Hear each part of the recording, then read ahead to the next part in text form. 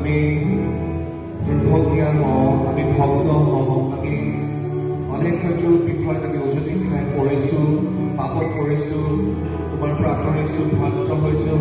তথাপিতো এই সময়ত আমি তোমাৰ চৰণলৈ আহিছোঁ আৰু তোমাৰ হাতত সমৰ্পণ কৰোঁ আমাৰ জীৱন, আমাৰ সকলো হৃদয় মন যেন তোমাৰ প্ৰশংসা আমি কৰিম। আমাক গ্ৰহণ কৰা পিতা, তোমাৰ আত্মাৰে আমাক চলোৱা। এই সময়ত তোমাক উপস্থিত প্ৰত্যেককে তুমি স্পৰ্শ কৰা, প্ৰত্যেককে আশীৰ্বাদ কৰা, প্ৰত্যেকৰ ওপৰত তুমি তোমাৰ আশীৰ্বাদ আৰু আমাৰ আত্মাৰ অভিষেক দান কৰা। এই প্ৰাৰ্থনা আমি প্ৰভু যীশুৰ নামেৰে উৎসৰ্গ কৰিছোঁ।